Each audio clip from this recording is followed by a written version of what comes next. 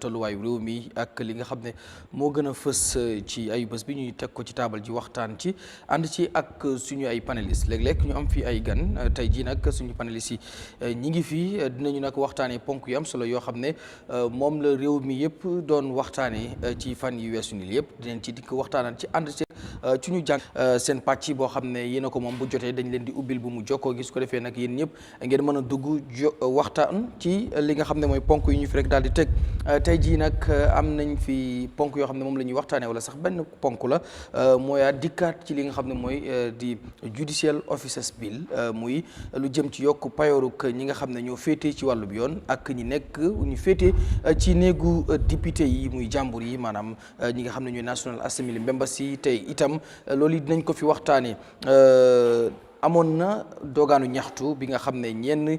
ci askan wi ñu ngi ko doon def maanaam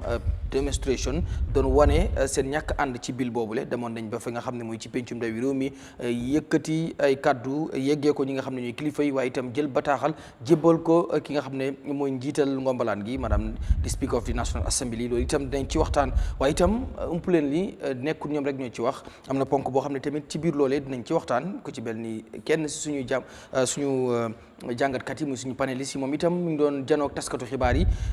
ci talaata ji moom it wax ci li nga xam ne mooy tolluwaayu réew mi boole ci li nga xam ne itam mooy Judicial Officers Bill bi loolu itam daañu ci waxtaan muy ñaari ponk yu ñuy nas waaye lépp ci benn bi la muy ci Judicial Officers Bill bi di leen jéggalu nag ci yéex a door gi waaye incha allah tey dinañ leen fas yéene digtalaat programme bu neex a neex tey la àllarba fukki fan ci weeru julaay ci atum ñaari junni ak ñaar fukk ak ñeent su defee ma nuyu Abdoulaye Bojang moom itam suñu panélistes yi la mi ngi fi nuyu Matar Sène ak MC Thiam Jino Mamadi Kurang mi ngi ci yoon tey moom léegi mu àgg si moom it fekk suñu fi su ko defee ma bàyyi Abdoulaye Bojang mu nuyoo ku ñuy seetaan Eyeafrica TV. Asalaamaaleykum maa ngi nuyu ñëpp maa ngi nuyu suma booda si nuyu waa Eyeafrica ñu nekk di déglu fii Gambia ak bitim réew kontaan naa bokk si programme bi wax suñu xalaat jërëjëf. thank you MC namoon nañ la gaay moom namu nañ la. yes. am ñu ma saani xeer am ñu d'accord mooy démocratie. waaw maa ngi nuyu suma broda yëpp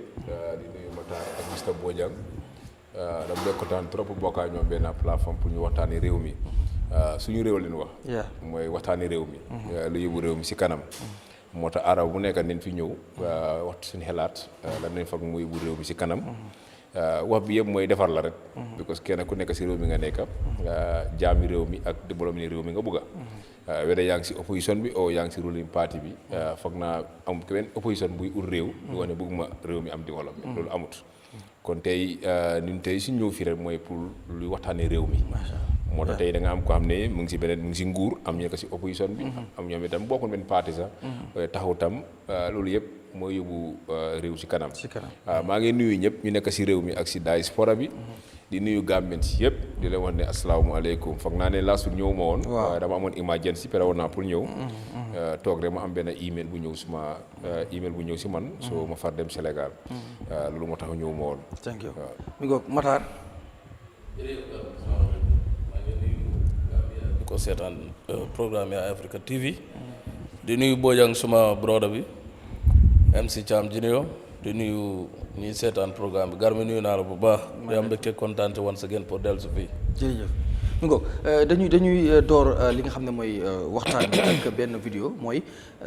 ginnaaw ba nga xamee ni fësal nañ ne am na benn bill bu ñu yóbbu ci kanamu jàmbur yi muy ci taabalu ni ñi nga xam ne ñoo féete ci néegu député yi ngir ñu yokk li nga xam ne mooy payooruk ñi féete ci wàllu yoon waaye itam ñu yëkkati ci waat ci li nga xam ne mooy National Assembly Salaries and Pension Bill mu jur coow lu bari askan wi wane ci seen ñàkk békk ñenn ñu ne ci jamono ji ñu koy waxtaanee jamono ji ñu ko fas yéene def du jamono ju baax ñenn ñi itam ne dafa baaxul la baax moo waraloon nag ñenn ci askan wi génnoon doon amal protest muy peaceful demonstration ñu gis itam police yi def ci liggéey bu am solo jox leen permit ba noppi gunge leen ci ñu amal ko yëkkati ay kaddu dañuy seetaan li nga xam ne mooy boobule story bu ñu dellusiwaatee nag moom mooy ubbi li nga xam ne mooy waxtaan wi. The Judicial Officers Bill, according to the government, is meant to address the issue of inadequate remuneration of judges to attract experienced lawyers to the bench, and also ratify the disparity in remuneration between the Gambia and comparable jurisdictions to ensure judges are fairly compensated for their service. However, the bill has tragically strong opposition from many Gambians who argued that the proposed fat wings and entitlement will further cripple the country's already weakened economy. si ay semaine ci gannaaw jëwriñ ji ñu dénk wàllum yoon maanaam Minister of Justice jébbal na ab bill ci kanamu jàmbur yi maanaam National Assembly members bill boobu lee la ko tax a jóg mooy yokku payooru ñi yëngu ci wàllum yoon bill boobu ñu duppee ko Judicial Officers Bill ca ba ñu jébbalee bill bi jàmbur yi ak léegi jur na coow ndax ñu bari ci askan bi ànduñu ci altine juróom-ñetti fan ci weeru julaay askan wi génnoon nañ doon wone seen naqar ak ñàkk ànd ci bill bi lawyer Assane Martin moom daal dina xamle ne kilifa yi faale wuñu askan bi ndax mass bi which is the Gambian people bi ndax suñ faale woon gaay dinañ war a xam ne timing yi lii baaxut in the sense ne rek dëkk bi fi mu nekk for instance ne few people da nga leen a defaral framework ñu ne nañ seen suñ message mooy rek pour make sure gaay bàyyi xel any MP tamit boo xam ne di nga ko vote ñu ni nit ñi di nga dellu si sa nit ñi dinañ la bàyyi xel elek ñoom tam nit ñi dinañ la laaj loolu ndax léegi fi mu nekk ni foofu lañ toolu understand nga na gaay bàyyi xel ne lii neexut waa dëkk bi ñu bari génn si neñ dëgg la taw la and so see ma ñëw fii tey ñun den soona pare ñun ñoo nekk future of tomorrow xam nga den overla soona dëkk bi police yooyu gis nii ñii den overla soona am na ñoo xam ne sax ñoom xam nga ñoom ñoo leen jël responsabilité pour gay seen parents yi nii ñoom ñoo leen ba pare time bi school suñ classe ñu ngi nii amul benn faana den soona den overla soona sax nekkul comme si dama nekk di waa ay fii comme politique bi man bokkuma si sumay ay fii politique yi nii den overla soona sax bi laayu ci den soona beneen ndaw bokkoon ci ñu génnoon nee na mu ngi doon xaar ci askan wi ñu génn teg si di naxarlu bill bi ndax koom-koomu réew mi attu na ko. peaceful bi nu ma ko gisee comme like demonstration bi nu ma ko gisee nii dama surprise like Gambians yi waroon nañoo génn like lu raw lii waroon nañoo commencé from Westfield ba fii laa doo mun a xàmmee kenn Gambians yi yëpp a waroon a génn pour wane suñ police yaa fi taxaw ak ñun nit ñi xoola PIU officers yi ñëpp a ngi si doon taw bi ana National Assembly member yi ñëpp a ngi si biir taw laalu leen. so which means ne te ñoom ñun lañ fi toogal ba right now sa la waroon naa fekk sax ñoom seen bopp ñu génn si di wane ne comme like seen naxar bii nii ne ko bokk ak yéen because of ñun ñoo leen fa teg dañ jotoon den amoon time boo xam ne dañ doon wër di ask nit ñi pour seen voters card pour ñu votal leen ñu nekk in office so tey ji loolu am na bu gars yi dem ba tollu fii laa waxaa ne ñu war a wor comme like comme gore ñun gore nañ ba baag even président bi sax waroon naa génn tey laa ni because moo tax ne ko fa teg as comme like yut si ñoo ko fa teg te gisoo fi benn maire xale yi da nga fi gis ndaw yi réew yi kese waroon naa oppolice sax waaye comme like mooy du Gambie bi demee daal bil bi nag lu ma si mën a wax mooy comme le bil bi Gambie dafa foog ne comme like dañ bëgg a baatere ñun ñu ngi amee deb yi nga xam ne kenn xamuñ kañ lañ koy comme kañ suñ nañ dem ba suñ doomi c'est-à-dire ça laa wax ni kenn du mën a fay bil boobu noonu so addis ba léegi laa wax ni lu fi nekk lu ndaw lii nii ñu bëgg koo jël tamit laa wax ne séddoo ko su ñëwee neen pour lan yow yaa ngi war a gis benn nit mu war a fay ko 1.2 million dollars ana ñeneen ñi te yooyu da ngaa toog fan di la uuf ainsi di la dóor xoolal tey police yi laa wax da ngaa gis police bu taxaw just last year rek nga gis ñu rey fi ñaari police si lan si kaaraange réew mi ana ñooñu leen si fekka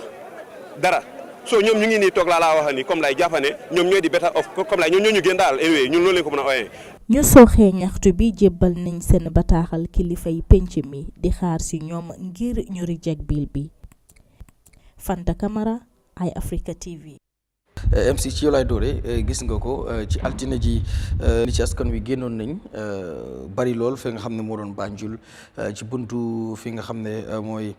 National Assembly doon wane seen ñàkk ànd ci ñaari bill yi nga xam ne ñu ngi koy tudd bokk na ci Judicial Officers Bill ak itam National Assembly Salaries and Pension Bill mu jur coow nag Gambien si ñenn ñi génn wane si seen ñàkk ànd tey ji nga gis mbooloo mu génn ni di wax ci bill bi ñàkk cee ànd te lan nga foog ne bu fekkee ne te ñoom si bataaxal bi nga xam ne jébbal nañ ko kilifa yi liñ ci wax mooy liñ bëgg mooy nañ dellu ginnaaw ci loolu lan nga foog ne bu fekkee ni tey si protest bi mu nekk lu nga xam ne ñëpp si boor kenn ku ne war a gis sa bopp muy balekat bi si office bi muy driver bu liggéey si nguur muy police yi muy soldat yi muy docteur yi kenn ko war ngaa gis sa bopp si national cake ba lu ñu gis mooy few of them ret ñoom ñoo nekk di yokk parce que Gambie dafa toll fu nga xam ne àdduna bi yëpp dafa métti te lu ëpp si àdduna bi ñu bëri ni door di wàññi seen fere yi waaw wante lu ñu gis ñun Gambie mooy fere yi mu ngi gën a yokku dunda baa ngi gën a yokku ni yaa ngi gën a sonna ñuy ñàkk ba tey ni nga gën a ñàkk so loolu foog naa war ne nguur war naa mën a xool si area boobu waaw dama dee wax ne Gambia dañ dee gaaw wax ju baaraam ne di oo government bi oo cabinet bi ba lu si ëppam mooy suñu député itam ñoom tam il faut ñu ju leen baaraam bill bi soo xoolee naka la ñëwee soo gisee Gambie si génn keroog yaa ko wax fi sa wax bi for the first time nga gis tey ndaw yi génn ak taw bu rëy bi yëpp kenn delluwu gannaaw suñ ko jàllee ba tey dafa min ne kon député yi dañ or askan bi parce que tey askan bi ñoo tax ñu nekk fa peut-être député yi nga xam ne tey ñu ngi nekk député yi seen gox yi seen constituency yu gaa yi jógee yu si ëpp amul yoon yu baax amul ndox amul even ambulance sax wala lapitaan sax amul seen constituency so foog naa tey si nekkee ñoom neen di nekk si néegi député yi tey député yi di yokk seen fay di yokk seen allowance yi di yokk seen whatever nguur yi ministre yi di same thing tam nga bëgg a ñëw si judicial bi kenn waxu ne warta mën a am bot dafa war a am across the board ñëpp a war a gis seen boppa si mbir bi yokk su waree am tey dama foog na si dina am lu ndaw ñoom nga war a gën a yokk liggéey ni nga ko mën a am waaye suñu yaay yi nga xam ne ni ngay bale si office yi den fa dañu bale ba màgget bale du munaat sax waaye tey dañu am toog seen kër yi du am dara zéro wala yow tey sarre bu laa fay as jooj sarre boobu nga ko mën a dimbale sax bu nga xam ne soo jeexalee sa taam si jeexee sax lu war na la mën a yóbbu boo tey even close allowance yu gars yi day jox député yi nii sax man nangu ma ko bëgg dama gëm ne sa sarre bi nga xam ne ñu la koo fay teachers bi sarre mu ngi koo fay moom la mu jënd a yére muy doomam muy naka ñu war a jege ñu war a am yëpp so foog naa ne bill bi dafa nekk lu nga xam ne government bi dañ ko war a xoolaat dañ si war a dellu gannaaw ñu gis ne réew mi dafa toll fu nga xam ne économie hardship baa ngi si réew mi lu nguur war a gën a mën a xeex fu mu nekk ni mooy wàññi dund askan bi wàññi luwaas tey unemployment bi dafa yokk fu mu nekk ni ndaw yi bari amul liggéey so foog naa nguur foo la war a gën a focus dan neen yokk ñoom seen boppa ñu bàyyi ñu xam ne tey soo xoolee kër ñu génn ñu si ëpp ay teachers leen te si bëri génne si docteur yi bëri amee tey génnul sax wala seen biir man amee seen ne moom texte amee xool nañ ma peut ni nga liggéey si nguur bi sax di wane da nga dégg seen protest bii nu mënuñ génn de si bi saabal ne suñu génnee am problème wala lii nu def nu arrangé ñu bëri laa si xam so kon tey nguur si tolloo foofu dafa war a déglu askan bi député yi itam ne war a déglu ne ñoom war a xam ne tey tax ñoom ñu nekk fa tey ñu génnoon si mbeera bi keroog taw bi taw seen kaw ñoo tax tey ñu ooy leen honorable member of parliament ñu ooyee gaa ay député so suñ eggee fii tey war ne mën a xoolaat seen toogaay bu baax boo dama ne foog ne nguur bi war ne mën a xool through the minister of justice ñu xoolal xam nga bill bi lu si nekk safa garaaw gis nga draft constitution bi Gambia spend na si $160 million soo demee soo xoolaatee seen vidéo yi Eyeafrica te mu ñu debate affaire yi draft constitution bi député yu ëpp si député yi nekk si député NPP yi mel noonu Samba Diallo ñoom bile ñoom ñëpp bokkoon nañ si xam ne ñu jëloon ay si floor bi di wax lu tax ngay reject bill bi draft constitution bi moo nekkoon first time président Barrow waru faa bokk ak lii député yi li si ëppa lii la gaa doon complain ne nag ngaa jëlee war a jox bénéfice yëpp nga war ko jox jooji si teachers yaa ngee struggle nurse yaa ngee struggle police yi di same thing soldat yi di same thing loolu bon lu taxoon tey ñu reject bill bi ñu reject draft constitution bi léegi gars yi génnee ko léegi dañ ko génnee from draft constitution dañ ko génnee def ko separate bill soo riwee draft constitution bi lii mu ngi fa ñoom lu gaa doon wax mooy looy daaw ma ko fa dugal la député NPP doo wax foofu ne lii looyoo ko fa dugal so ñoom duñ ko fuut te ñu gis leen ministre bi léegi ministre bi souvent mënut a defeen draft constitution bi keroog si assemblée mënu ko nangu koo defeen ba gars yi vote ko out député yi ñoom day ñëw dama foog ne ñoom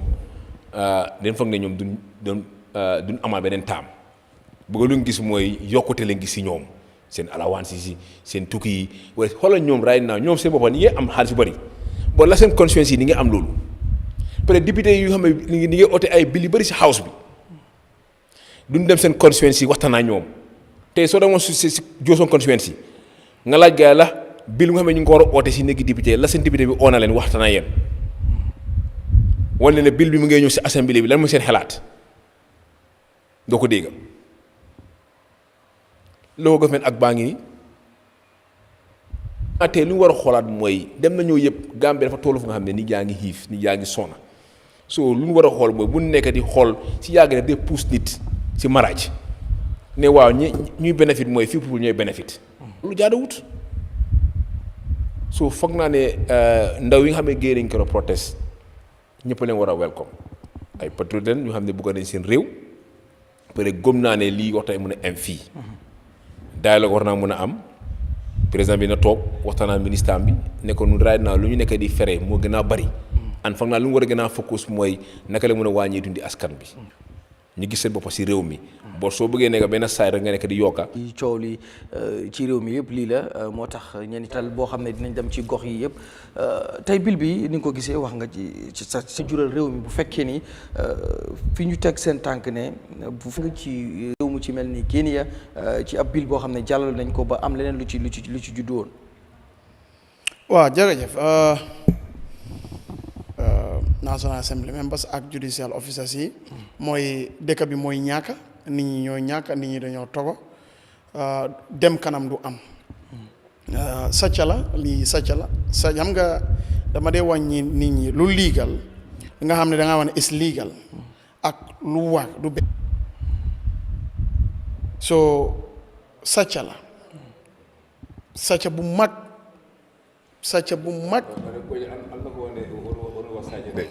xam naa ko ñoo jàngandoog ñu raddi suma baaju lu fa nekk mooy sàcca la te sàcca mënut a yóbbu dëkk yàlla sa bañ na sàcca suñ diine suñ is not sustainable because ñun in 2021 IMF our debt as a country to GDP 2022 Gambia ñu ngi 83%. The IMF ñu ngi wax at least 70% is within the limits. But ñun dem nañ above yokkute si nit ñi nga xam ne mutu ëppuñ 2500 bu correct sax. Ngu balaa ngay def lii ñaaka am employment mooy bari si dëkk bi boor mooy bari si dëkk bi te boor si diine bi sa lu métti la. So nguur boo gisee sa bor yi ñu ngi bëri yokkute yi yu amut solo yi nii yokkute sàcca yi nii kenn waru ko xalaat sax ba di ko def yow yaa ngi wax for example officially Gambia ñu ngi around 2,500,000 xam nga loolu lañ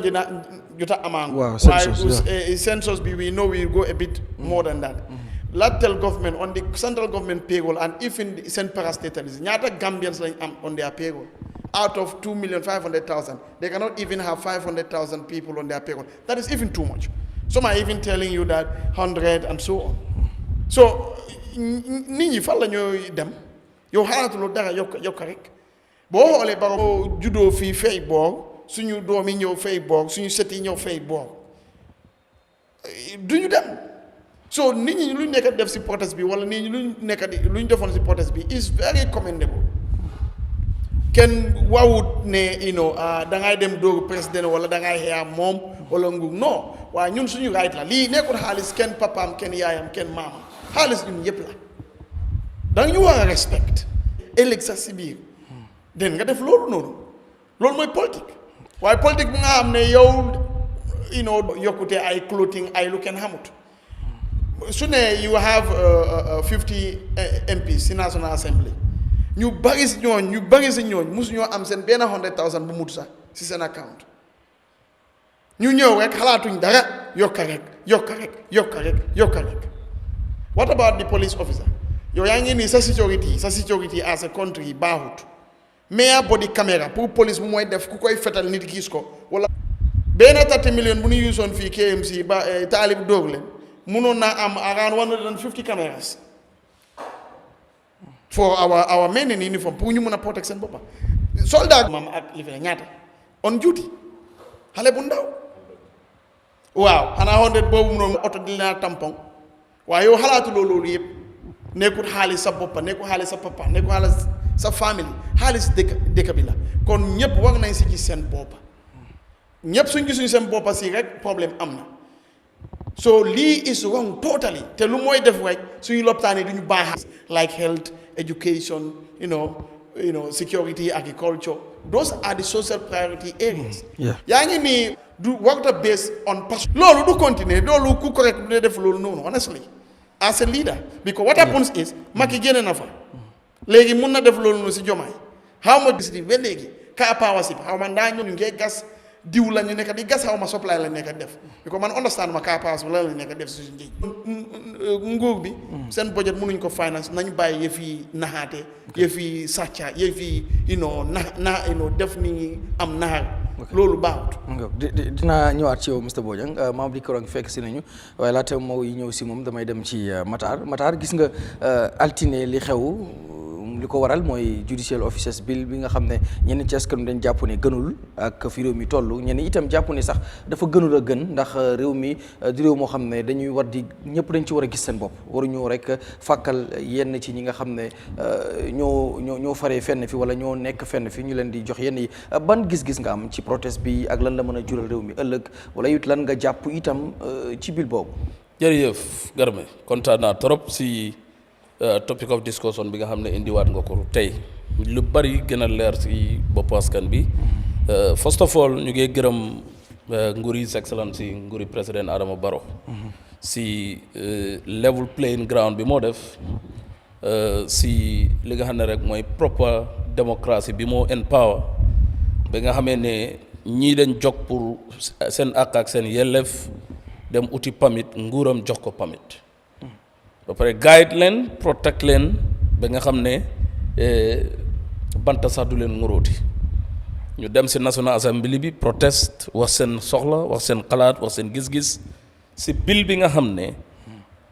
dañ ko defar yóbbul ko National Assembly pour ñu seggaat ko ñu ngi gërëm His Excellency President Barrow and the Inspector General of Police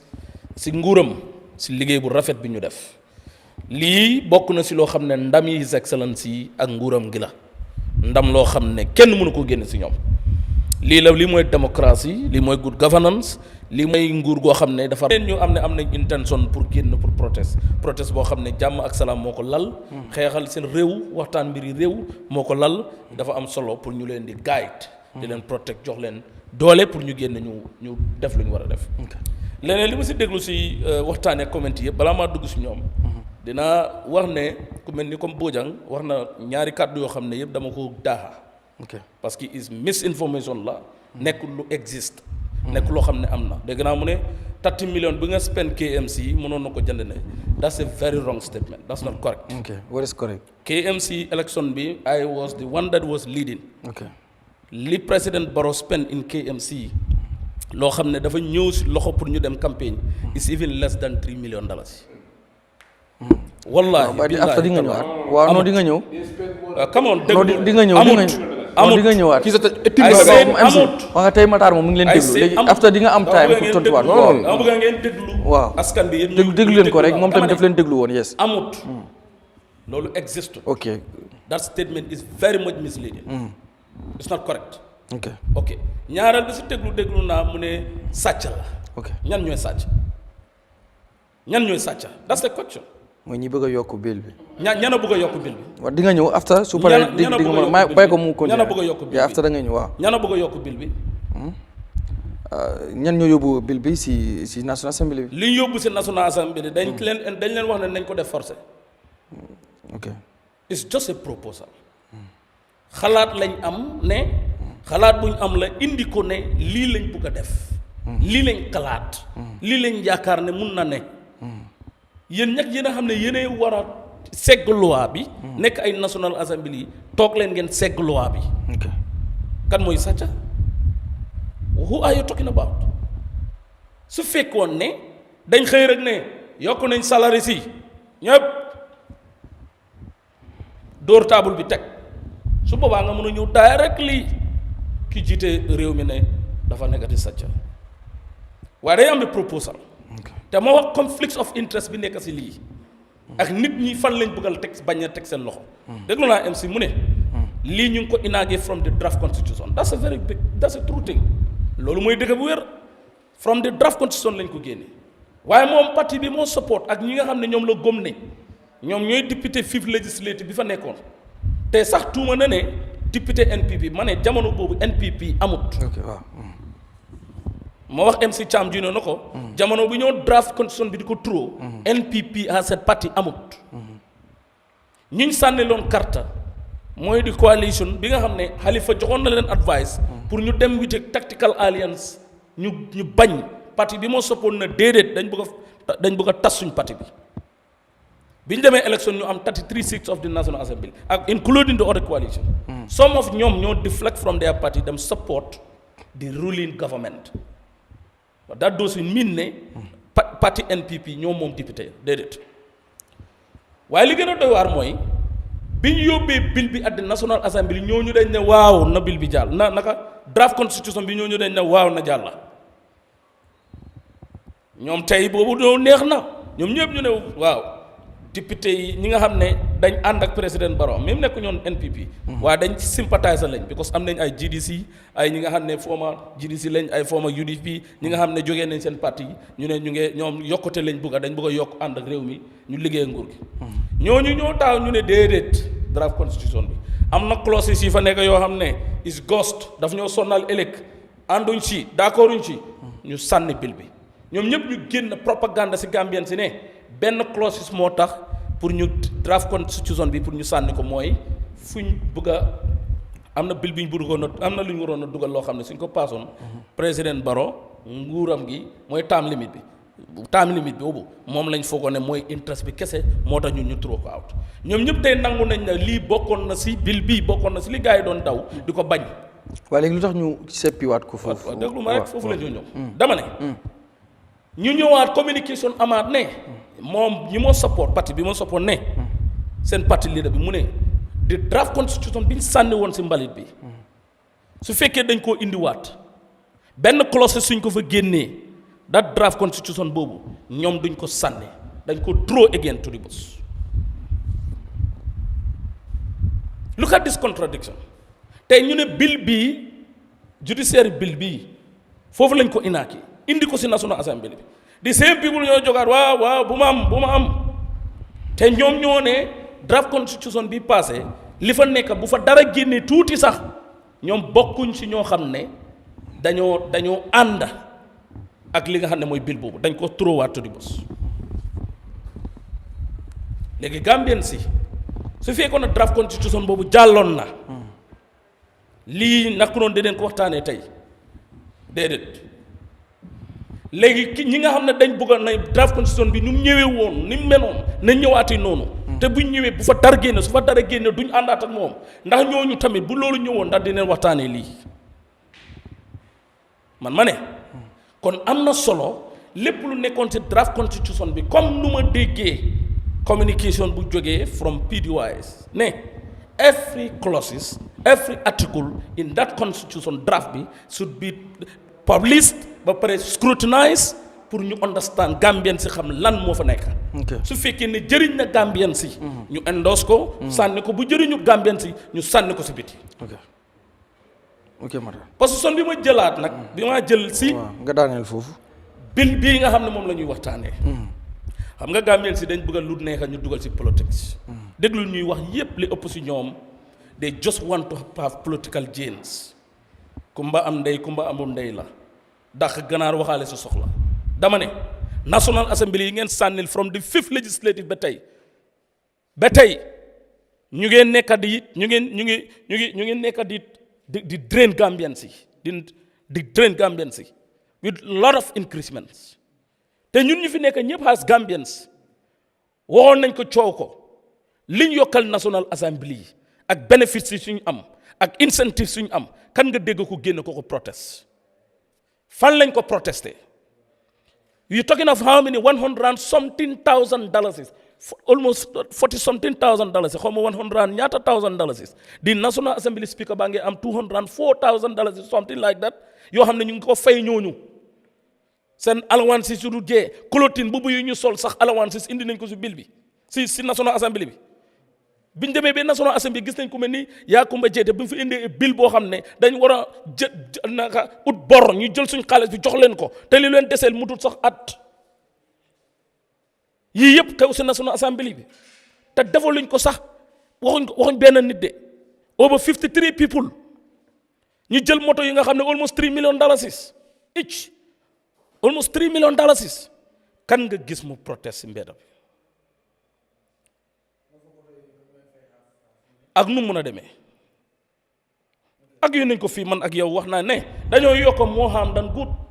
kii war a receive salary boobu di dem si far from dëkkam bi ma la ko wax fii nii waxtaanuñ ko doy moom MC dégg naa di ko wax ne ko nañ delluwaat that's the truth nañ delluwaat from fi ñu jógee conséquence waxtaan ak ñoom about the bill su ko ñëw ñu ànd ñu ñëw indi ko waaye naka la ñuy demee ku doon féeree 50,000 si weer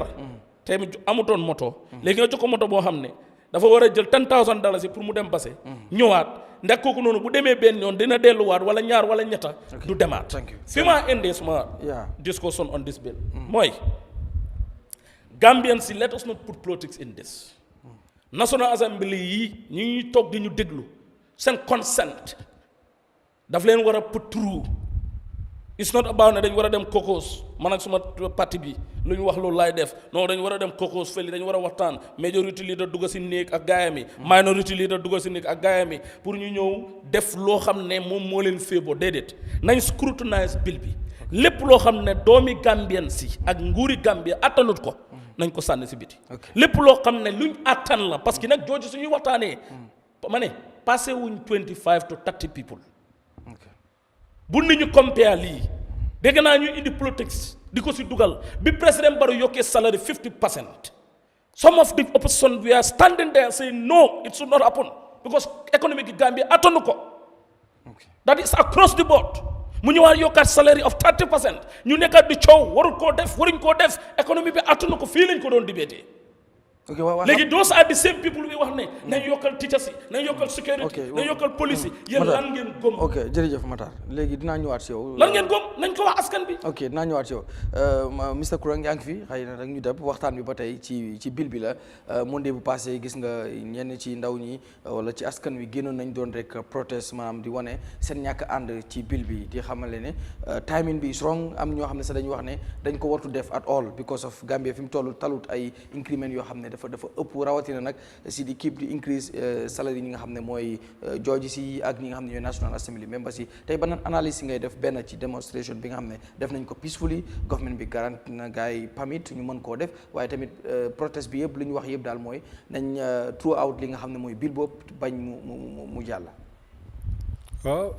asalaamaaleykum wa rahmatullahi taala wa barakaatu Garmi nuyu naa la di nuyu studio bi yëpp suma friends yi Matar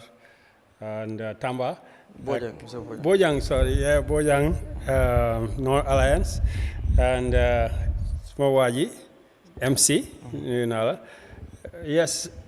my follow arguments. Tay luma gis demonstration bi mom fogna kuneka every citizen has a democratic right. No, if you see something boo xam ne yaa ngi express sa boppa mun nga def demonstration am permit def demonstration tey foog naa loolu xew na tey alhamdulilah xew na tam si jaama gars yi am nañ seen demonstration loolu kontaan naa si dafa wone ne citizen si ñu ngi gën a yëg seen rights si démocratie bi tey nguur bi tam ñu ngi gis ne nekkut ne every request for naka demonstration da nga ko war a bañ teg ko aside so police itam gis naa nuñ conducté seen boppa alhamdulilah loolu tam nekk na loo xam ne is very important waaye ci soo ñëwee si bill bi nag waxtaane woon nañ ko last week tey man suma position is still the same because mooy ne the increments you nekk di xew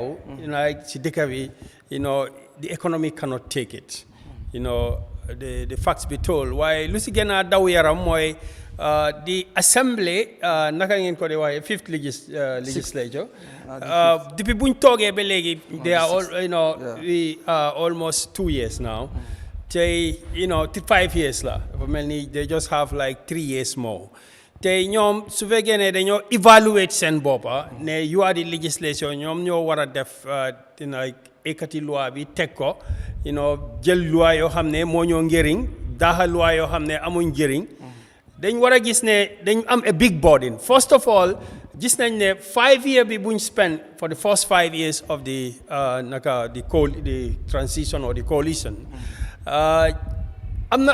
nañ objectives yu bari yoo xam ne ene woon nañ ko pour mun koo am ci wàllum loi bi ba tey ñu ngi koo xaar. The new constitution mooy the main thing. Loolu lu tax ma ne maa ngi disappoint ci député yi mooy dafa mel ni constitution baa ngi foofu mu ngi teg tey mooy the elephant in the room. That's the elephant in the room. Constitution bi boo xam ne mu ngi war a ñëw te kenn déggaagut dara nit ñi nekkuñ di dégga dara nguur mi lu tax isuñ ko ba tey suñ ko isiwutee tam député yi lu tax nekkuñ di ko laajte tey foog naa dafa nekk loo xam ne is very serious. maa ngi gis a situation boo xam ne dafa mel ni Gambia mu ngi soobu. All right, we're sinking. And the lawmakers ñoo xam ne ñoo war a ekkati loi bi pour indi ko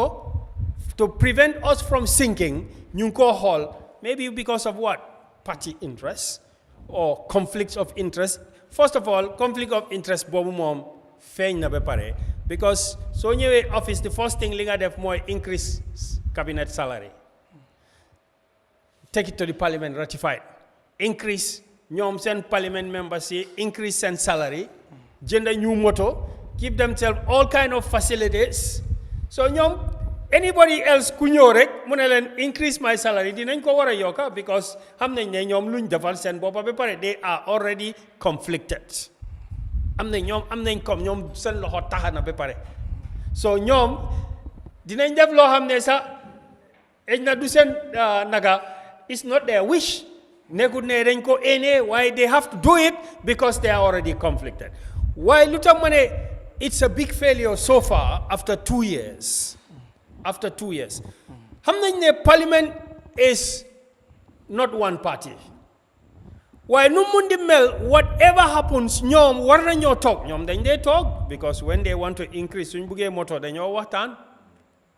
suñ buggee yokka allowance ak salary dañoo waxtaan so ñoom nekkuñ di tongo so ñoom for their interest dinañ waxtaan waaye for the interest of the Gambian people fu mu nekk nii mooy ñu sampa ñu constitution bi ñoom waxtaanuñ loolu lu tax suñ ko buggee waxtaan ñu merlo seen boppa right kii mu ne dama war a am term limit waru faa nekka that's the interest of the NPP ak Adama Barrow moom bëggul fa term limit ñii ñu ne right soo leen fa génnee anything we are not going to approve it waaye ñoom dem nañ Lagos te du demuñ Lagos they went to Lagos for negotiation. Why are you going to Nigeria for negotiation? When you start a negotiation you are saying that I am prepared to talk, isn't it? If you don't want to negotiate you say no negotiation, no compromise, this is the bill, we take it. They went to Nigeria, you negotiate, you them State House negotiate and talk and so on. So why can't they come back to the Gambians? Ñu wax ñu ne waaw ñun as a parliament, even though we come from different parties, majority NPP and UDP, buguma wax 6 and 9. Why majority NPP and UDP ñoom nañ ñëw back to the Gambians and tell us that we reach a compromise on 1, 2 and 3. For example, ñoom that d'accord nañ in 20 plus 1. Senegal ñu ngi 50 plus 1, sorry. Senegal ñu ngi dem second round depuis 1980s. Depuis time is Abdou Diouf. Ñu ngi dem second round. So it's tey gaa ngi toog si fu yi ñu ngi wax ne Gambia dafa war a mel ni Sénégal bro. ñoom fu ñu nekkoon 1980s yow agangulo foofu sa dëkk bi agangut foofu Sénégal dañ dem second round in 1980s 1990s 2000s for 30 or 40 good years Sénégal mu ngi dem second round. Why? Because the majority must rule in a democracy. How can you be a president with 20% of the votes? ñoom dañ Jammeh loolu la fi indi ñoom fu mu nekk nii ñoom d'accord nañ si loolu te loolu mooy the most basic foundation yow Sénégal fu ñu nekkoon 40 years yow agangulo foofu because ñoom ñu ngi dem second round for 40 years yow ba tey after 50 years mënuloo dugal second round so ñoom what are they saying lu tax duñ ñu mën a ñëw si Gambian si ñu ne leen waaw ñun NPP d'accord nañ with one second round UDP ñun tam d'accord nañ right NRP PDOIS d'accord nañ with 50+1 okay d'accorduñ with term limit let's do a referendum on 50+1 comme yéen d'accord ngeen si na Gambia dem fu Sénégal nekkoon 40 years let them tell the Gambians to stop dreaming that you will be where Senegal is when you don't do what they did 40 years ago. Okay. Yeah. So the failure of the legislator is the fact that they are ignoring the elephant in the room and they are chasing after flies and mosquitoes. You get that naka yoi ak yoi understand ak janahi ñu ngi faté né elephant bi elephant naka la ñay bi ñaan bi ak gaynde yi yu nekk si néeg bi ñu ngi ko faate député yaa ngi ko faate ba tey Gambian si yaa ngi xuloo si janax yi lu ñoo xuloo si janax mi ngo yaa dinaa ñëwaat ci Kurang Mr Bojang bu fekkee dafa am loo bëgg a jos wala ok yes boo déggee sàcca mooy ku jël li nga xam ne moom moomu ko wala moomu kese moomu ko mu moomele ko boppam si nii wala si naa da nga am li ñu dee wax notion of social contract there is a notion of social contract loolu laa bëgg suma brother mu understand lu tax ñun ñu ne am nañ contract ñun ak nguur ñan ñooy nguur ñun yëpp bokk nañ waaye am na ñu fal pour ñoo ñu nekkee ñu nekkal ñu fa contract boobu lañ dee wax notion of social contract ñun lu ñu moom dañ leen jox pour yéen ngeen toppatoo ko waaye soo leen bëggee jël lépp nu ñun yëpp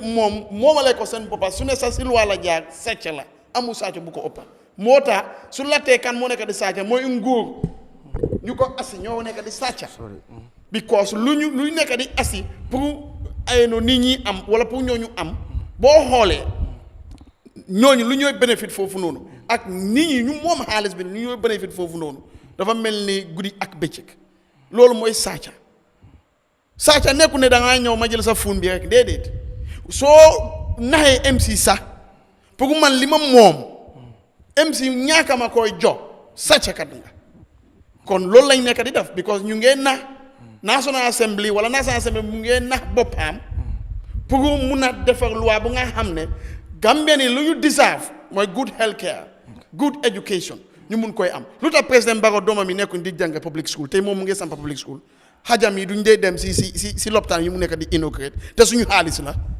lu tax moom du dem foofu lu baax la yaa ngi dama inaugurate nii da nga am inaugurate na le wax nañ gis gaa jàng foofu noonu wax nañ gis facilité di dem foofu noonu di faju Gambia la loolu moom loolu la nekk di jiite yaa ngi jaay ndo bu nga xam ne nii yow da ngay jaay ndo waaye ni ndo boobu yow sax doo ko naan loolu mooy sàcca parce que boo naxee nit ñi sàcca la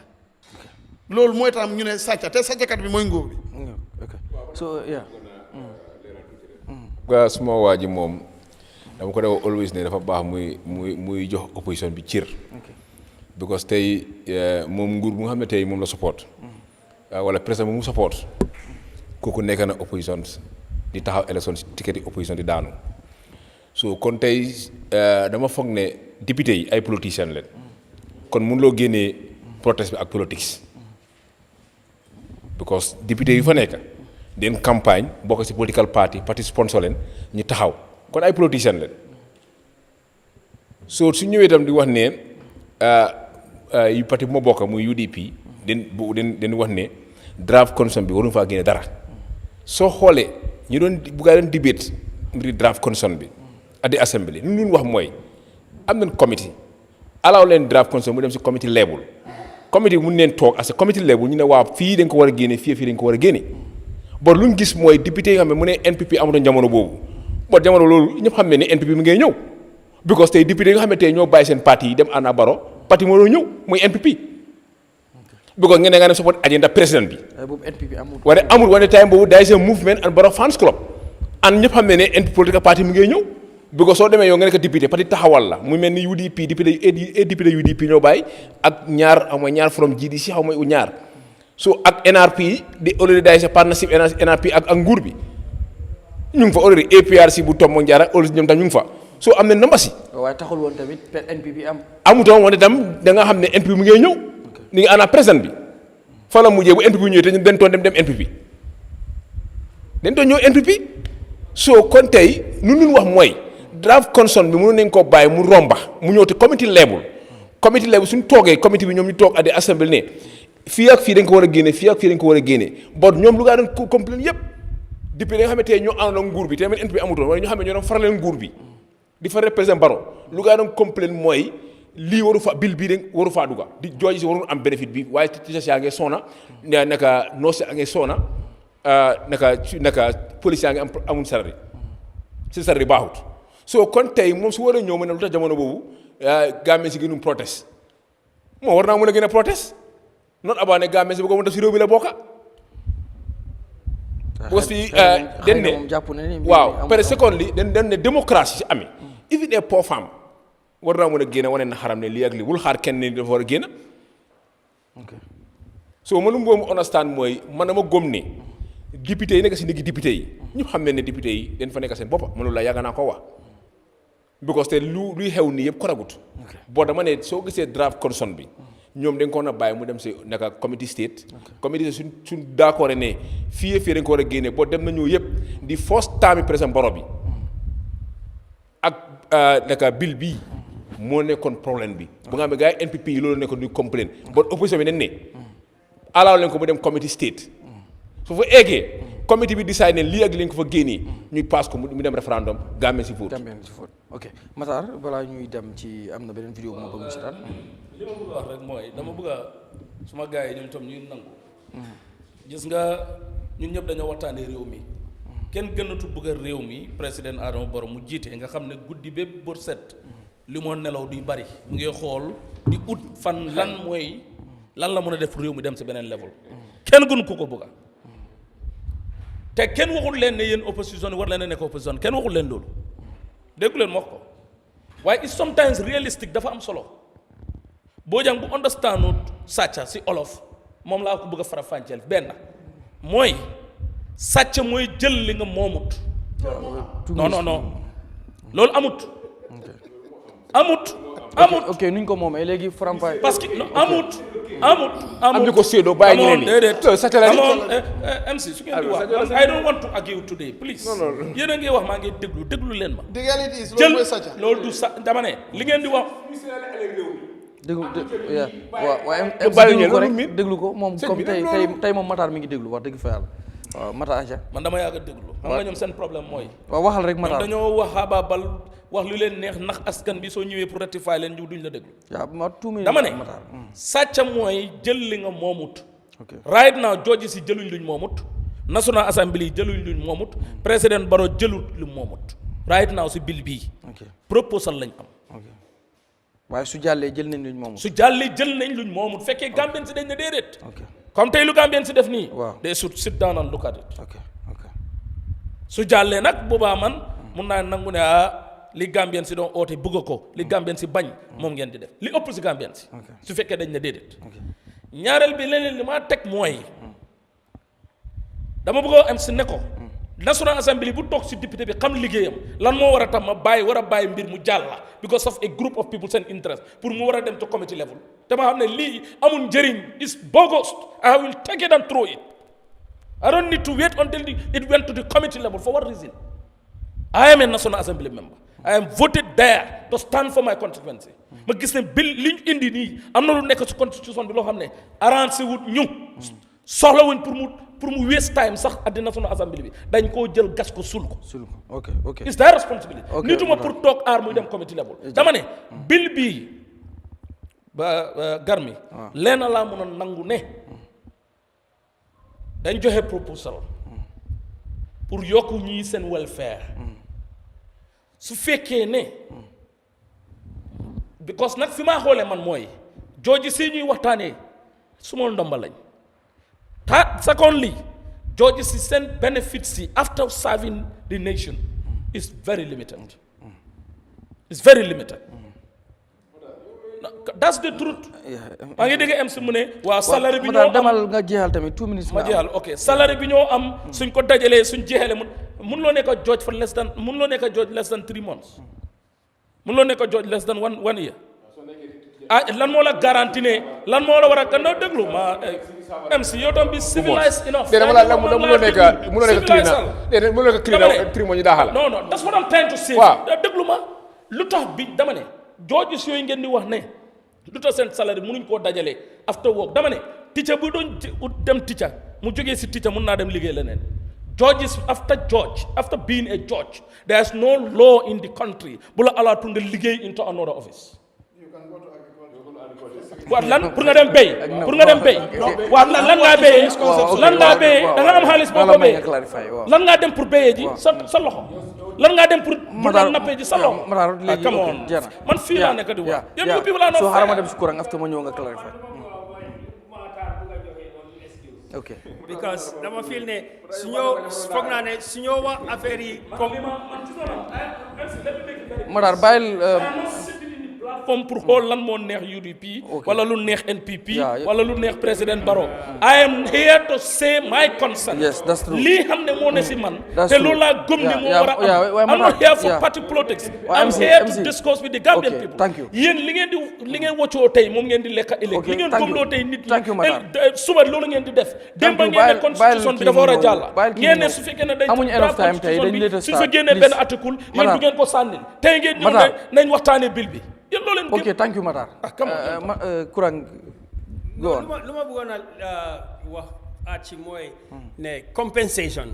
right dafa war a nekk based on meritocracy right tey sooy based compensation on meritocracy foog naa ñuy wax ne comme judges yi comme headmasters yi wala teachers yi wala police yi wala soldats yi wala any other civil servant ñëpp professional lañ they need protection gis nga nurse ak teacher ak police soldier government moo leen war a sampal néeg the government has to build houses for them gisuñ ko fii depuis 1980s in Bakote housing estate and people are still waiting understand nga so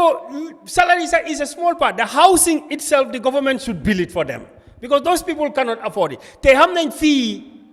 teacher ñaata la dee am George lu moo am ba pare boobu ëpp na bu teacher bi so much George yëpp a ngi am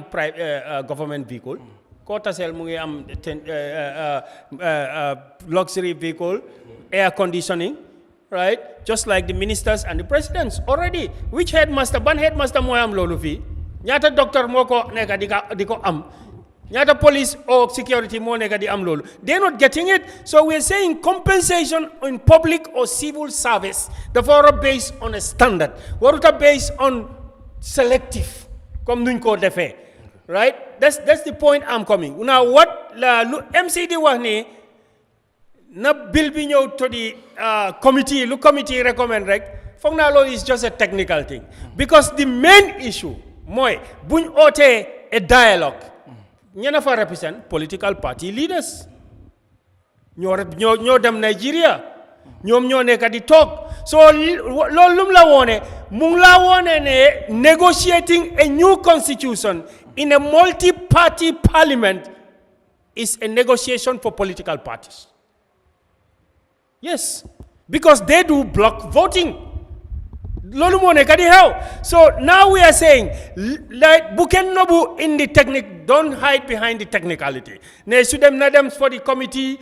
be sunyi, whatever the committee say, yeah, we know different committees have different heads and different representatives of different parties. The dynamics is not even clear to we the Gambians. What is clear to us is that what are the points Bohamne Momla NPP accept?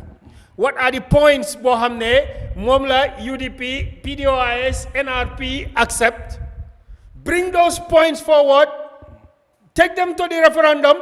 let the people negotiate on it. Okay. Everybody wants majority rule in the country. Ñoom ñaar ñu ngi wax ne waaw man ñun mun nañoo win simple majority with 26%, right? The NPP saying, yeah, we can win simple majority with 46%. Oh. That is cheating the democracy. Let us build a democracy. To build a democracy is to have a president that is supported by 50% of the people. Okay. So if a party has an ideology that they want to go for an election with 26% and take over the country when 74% of the country are not happy with you, you're cheating. Thank you. So yeah, why dafa am luñ bëgg. Okay. 1 minute. Yeah. I'm going MC. For more you understand, party they have limited power now with their MPs. Because is that Lola why? Okay. Because so whole section 91 DB, bunko vote out again is a concern be. Like you cannot expel your so especially some member league amutu njëriñ ba tey dafa nekk parliament. We see that happen to naka man parti mo nekkoon and even UDP.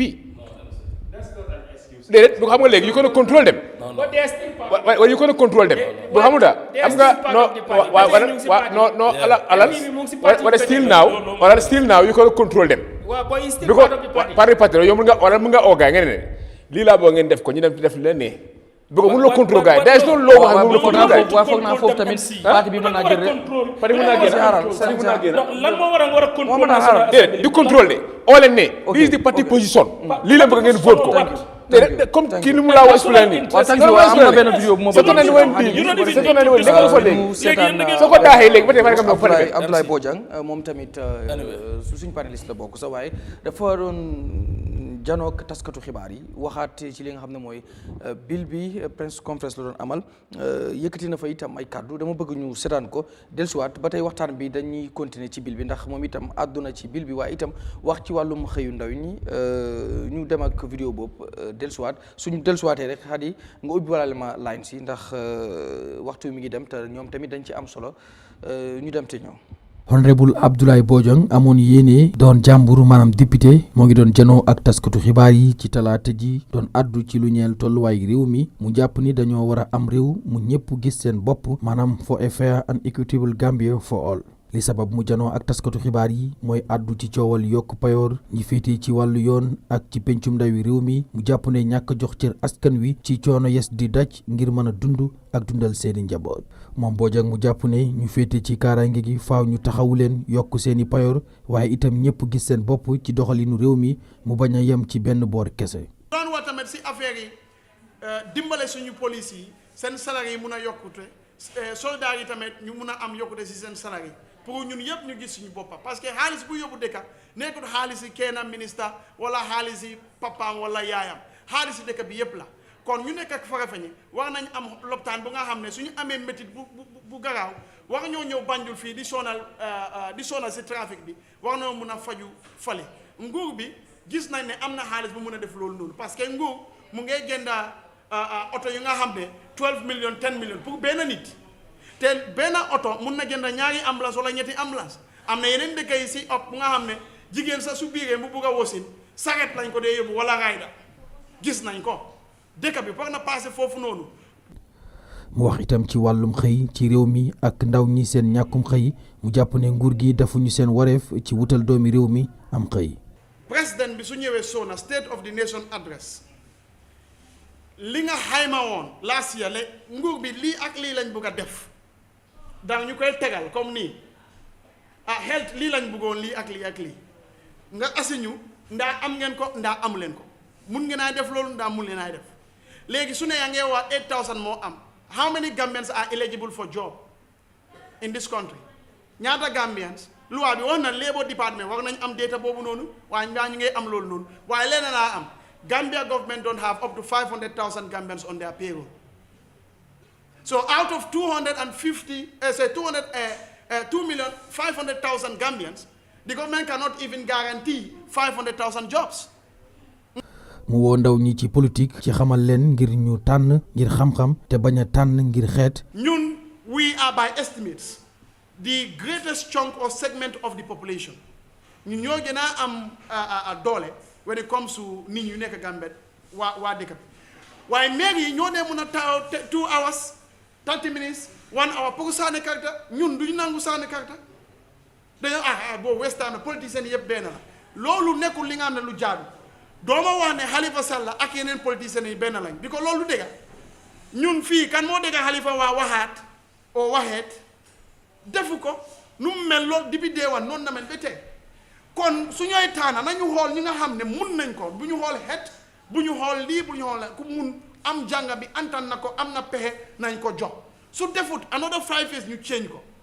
loolu rek mooy solution bi am na ñu nekk di wax comme yow ni nga nekk di laate si léegi su dul président ba kan la ñooy joxaat politiciens yi yëpp benn lañ déedéet papa ak yaay sax du benn amut lu fa nekk mooy war nañ gom yàlla ñu nekk suñu kanam as politicians ku ñu gis ne kii moom at least fu mu joblu am nañ hope nañ ko jox nañ ko fal bu ñu xool séeréer la joolaa la nii la suñ ko falee 5 years mënu ko bu ñu waste time sax nañ ko jéene keneen mu ñëw loolu ñëw next dafay déglu dafay xam lu mooy def. moom mu jàpp ne nguur gi am na lu gën a war a doon seen yitte mooy xëyum ndaw ñi ak tabax réew mu ñëpp di gis seen bopp moom Abdoulaye Bojang ci ba muy janoog taskati xibaar yi wane na fësal itam li nga xam ne mooy payooruk jàmbur yi ni ñu ko yéenee ak itam li ci nekk mu teg ci itam ne naam bu fekkee ne loolu leen wax ne loolu lañ bëgg a yokkal naam ci waaye loolu yi jaarul yoon teg ci itam économie bi muy koomuk réew mi du ko àttal. Mohamed Mbaye Garmi, Eyeafrica TV.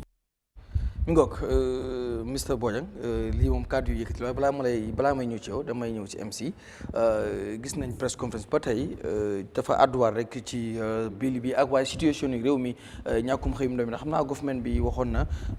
ndax suuna 2022 waxoon ne dina create 150,000 waaw jobs xëy na ñëw neen ba 2024 xëy na nag dinañ def li nga xam ne mooy càmbar bi xam ñaata la kii wala ba tey xëyum ndaw yi jafe-jafe la ak ci yeneen secteur am na ñu jàpp sax ne bill bi ñoom mën nañ koo support bu fekkoon ne tey jii ndaw ñi am nañ xëy yenn secteur yi lii leen hôpital yi ak yeneen yi duñ bañ jooji si ñu yokkal leen waaye ñoom luñ bañ mooy timing bi fi ñu nekk di dund hardship ci wàllu dund beeg ak yu mel noonu ñu bari loo leen jàpp tey di ñaari laaj laa lay laajandoo ku ci nekk su ko defee waaw mooy lan nga foog ni tamit léegi moo war a nekk kon solution bi ginnaaw ci coow li nga xam ne moom moo fi juddu nii. waaw luy solution bi rek mooy waxtaan rek mooy solution bi. député itam ñu déglu askan bi ñu delluwaat seen gox yi waxtaan la seen waa gox yi seen constituency yi nguur bi tam muy cabinet bi tam président Barrow dana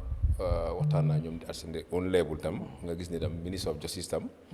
ñu leen jëm a xool tam ak ministre of finance tam ñu xool tooluwaayu réew mi si wàllu koom-koom yi réew mi mooy soo déggee réew ngay dem mooy économie mooy number one dundi askan bi soo gisee ñu bari tey ñu génn keroog di wane seen naxar lu ko waral mooy coono nekk si réew mi wala ñu nangu ko oo ñaa ko am réew mi dafa naxari so kon foog naa suñ nekkee ne ñu ne réew mi dafa naxari dara nekku si réew mi wala ñu gis tam ñu am benn yenn ñi ay nit si yenn groupe rek nekk ñoom di yokku seen salary ak seen bénéfice ñu ngi koy yokka waaye si ñeneen yaa ngi sonn foog naa loolu and I think Mr Bojang tam fu mu jaar tam ñu rafetlu staanam because lii dafa am solo maanaam day wax ne Gambie dafa jot ñu am ay movements ay activistes ñu taxaw wax seen xalaat si réew boo tey lu ëpp tey MP Cham su waxoon tey li ñu ne UDP la bokk réew mi la soxla nii ak nii wax lu nekk politique dañ ko bëgg a politique boo dafa am xam ne su fa tooloo réew movement moo day ñëw taxaw ñoo xam ne bokkuñ fen faruñ fen wan ne ñoom dégg leen gis lu ñu gis mooy réew mi dem si kanam so foog naa loolu suñ ko def rek dina yombal liggéey bi and I think foog naa def nañ pétition moo xam ne jox nañ ko speaker bi so léegi dafa war a am follow up dafa war a am speaker bi tam war naa mën a door di engage yaay ñoom nañu toog discourse député yi nga xam ne tam ñu si nekk député itam seen constituency itam neen delluwaat seen constituency yi waxtaan ak ñoom boo dama fii laa ne di moo nga jaalale ko am nga loo bi sax mën nga ko jaalale mu jaala beneen nguur ñëwaat ne dafa war a xoolaat mbiri loi yi xam ne ñu ngi ko jaalale si nguur bi mun nañ ko revoir xoolaat ko affaire yi mun naa nekkaat so ñu seet ne waaw réew mi fu mu toll nii lii mënuñ koo fay so beneen crisis nga isa si réew mi because tey économie réew mi ñëpp gis nañ deb si Gambie am fu mu nekk nii wax nga ko fii because tey xëy ndaw yi dafa am solo gis nga ndaw yi 2016 président Barrow dafa ndaw yi dañ ñëw gën a taxaw support ko so foog naa tey digg na fi ndaw yi am nga lu bëri digg ko Gambien si bëri wax na ko fi nga xam ne tey Gambien si day gaaw a fàtte rek but 150,000 job employment la waxoon na ko créé jox ko ndaw yi but bu mu ñëwee si néegi député itam gis nga ko naka la fa demee mais loolu amut even mun naa ne even 100,000 sa bu correct sa jox ndaw yi liggéey sa amut so loolu ñëpp xam nañ ko fi so kon tey waxoon nañ fi ne soo gisee Gambien si dem xale yi daw dem ay bagwe Yahya Jammeh nu amee réew mi baaxut xam nga dikk soo ma fi nekkoon di jaay doole di def ñu nekka ñu suñ jëlee réew mi loolu dina daga waaye gis ne dañ jël réew mi mu gën a yokkutam so foog naa the best thing mooy waxtaan moo war a am dialogue bu nga xam ne dialogue yi dëgga yëpp te ko si yoon nekkul ay daala gi ñëw di taga oo di wax di kii lu ko neex dégg après ñu implement ko. Kurang Bojang gis nga press conference moom dafa jàpp ne nguur gi li waran doon yitteem yëpp mooy ñu am Gambie boo xam ne ñëpp ñoo ciy gis seen bopp moom loolu la woote maanaam ñu am Gambie boo xam ne duñ mbir mi du demee rek benn boor te moom loolu la jàpp ñenn itam loolu leen jàpp ne mbir mi dafa defee benn boor moo waral ñoom it ñuy wane seen naxar am na itam ñu jàpp ne mbir mi ni muy demee baax na. foog naa lu mu wax am na solo trop parce que nguur mi économie bi naka lañ ko dee ooyee national cake lañ ko dee ooyee national cake mooy mu nekk la marché boo xam ne bu paree ñëpp a si mun a ñëpp a si mun a njëriñoo waaye cake bi dafa mel ni comme lu gars yi di wax 1% against 99% moo nekk di xew parce que boo xoolee député yi ministre yi ak ñu yeneen yi judges yi ñoom 1% less than 1% lañ téeméer bu nekk ñoom benn lañ ci so Gambia bi majority bi ndax gis nañ seen boppa ci économie bi fu mu nekk nii boo laajtee nit yi ana naka économie bi ñu ngi laa wax seer dafa seer lu nekkaa ngi seer inflation bi parce que inflation moom dafa dangerous moom lu bari la day cause moom moo daf dee cause unemployment parce que su prices nekkee su fekkee ne naka dépense yi price yi mu ngi gën a seer doo mun a am xaalis bi nga xam ne yaa ngi ko bëgg a invest right daf dee mun a tax suñ standard of living bi tey kon common man bi lu ñu dee wax common man bi comme koo xam ne xëy na benn tool la am wala yaa ngi dem office wala yaa ngi am maybe benn 5,000 or 10,000 mooy common man moo gën a bari xam nga boo nekkee député sax su fekkee ne yaa ngi receive naka salary bu boo xam ne dafa mag right wala nga nekk ministre yow warloo xalaat lool yow ba tey da nga war a complain to the president to the executive ndik ñu des sa gannaaw ñu la saanil karta ñoom nekkuñ di am dara yaa ngi yëpp fu mu nekk nii sax woon xëy na gars yi am nañ pick up su ñoo romba da nga leen dee mun a gis waaye léegi kenn du leen gis sax su gars yi di romba ci naka di Nissan patrols yi you don't see them so they are more detached ñu ngi gën a separate from nit ñi understand common man bi ñu ngi ko bàyyi ci gannaaw ñu ngi bàyyi teachers yi gannaaw ñu ngi bàyyi nurses yi gannaaw béykat yi moom bu ko wax sax they are suffering more because yow boo jaayee sa gerte for example benn December doo mun a amaat xaalis bu am solo ba beneen December bi mu ñëw kon yow beneen December bi bu ñëwee benn complète bi nga am last December sax complète boobu doo ko mun a am ci December bii nii so yow loo am ci économie bi lan nga ci am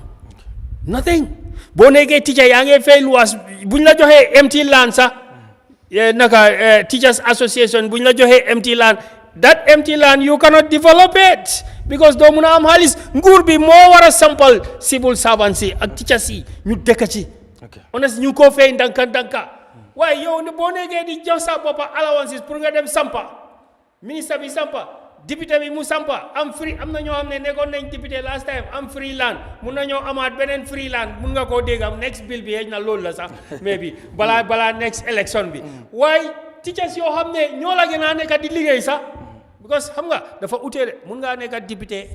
dem toog foofu doo wax dara kan mooy nekk teacher nga dem toog classe doo wax kan mooy nekk nurse nga dem si lopitaan bi doo def dara kan mooy nekk docteur di dugga si théâtre bi du def dara ñooñu dañoo war a liggéey understand nga waaye nit ki mun naa nekk ministre sax mun nga koo nekk nga nekk di toog rek di sign na ministre si sax léegi-léegi lu ñoo sign du bari permanent secretary bi moo nekk di sign mun ngaa nekk di wax rek ñu ne ministre la wax rek député wax rek wax sax doog ñu am na ñoo xam ne duñ ko def noppi rek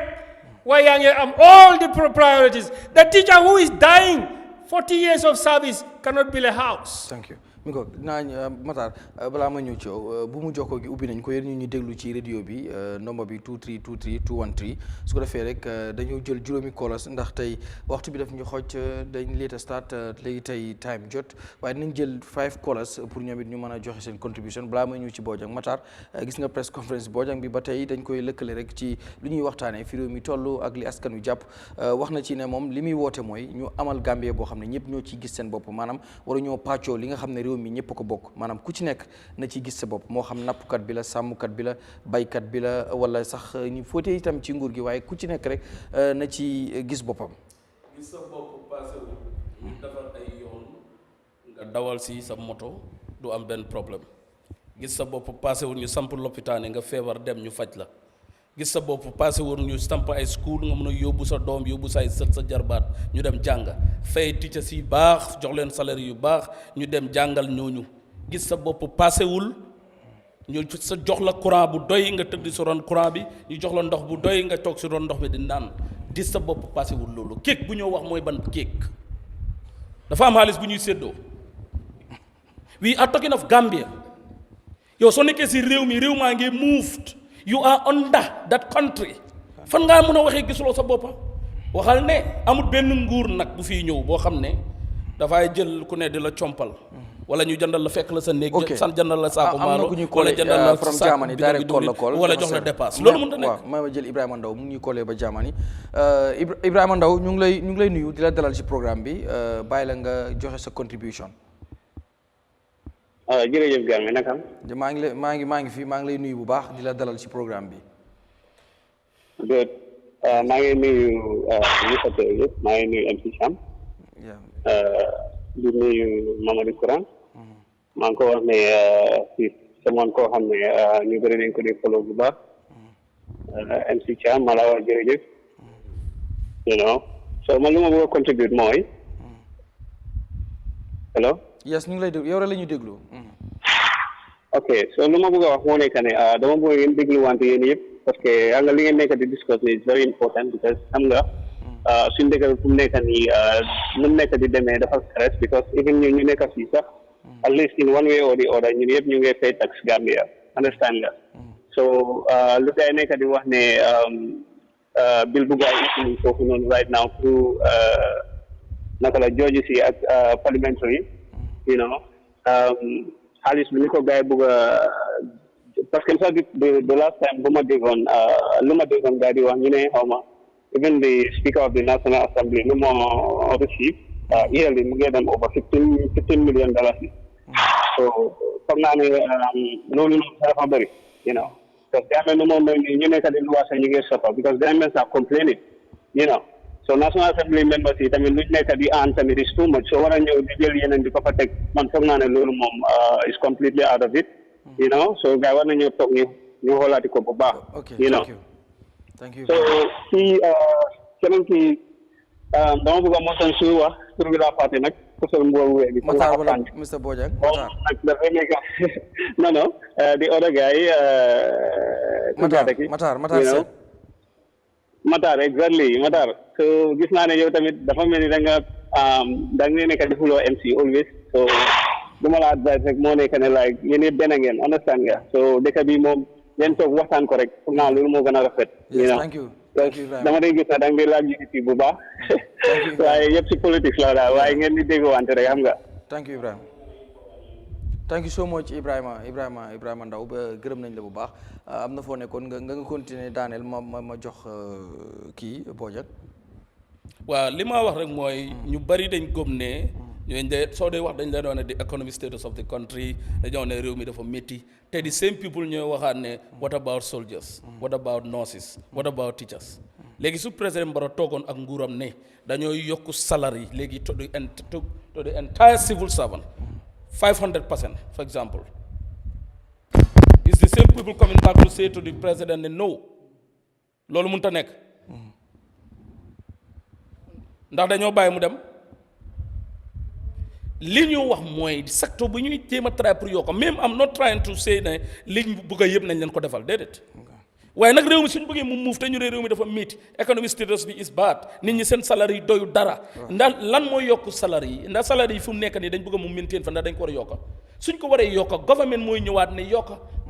then su fekkee ne dañ war a yokkaat for example 200% 300% pour status nit ñi ñu change because of aduna bi ñeen ne dafa seer réew mi ñëpp nangu nañ ne aduna bi seer na aduna bu seeree nag ñi nga xam ne ñooy sacrifice nag seen life seen everything di saaf réew mi ndax ñooñu tamit waruñ leen di sooraale ne ñooñu ñoom ñooy tax docteur bi nga wax mooy tax nga feebar dem fa jooj bi nga wax noonu mooy laa atte mooy atte président Adama Barrow mooy atte député bi mooy atte ñëpp ñun ñëpp moo ñuy atte te kooku ndax dafa war a dem nekk ordinary somebody in the street. baal ma jël Aji Suwane mi ngi ñuy koolee Haji Suwane mi ngi ñuy koolee Latrikunda Mr Suwane ñu ngi lay dalal si programme bi sunu réew. maa ngi leen naan yéen yëpp di leen gërëm di leen sant maa ngi nuyu Mr Kurang mooy Mamadou Kurang maa ngi nuyu suma comrade MC Cham Junior di nuyu Mr Bojang ak Matar. This is not Aji Suwane,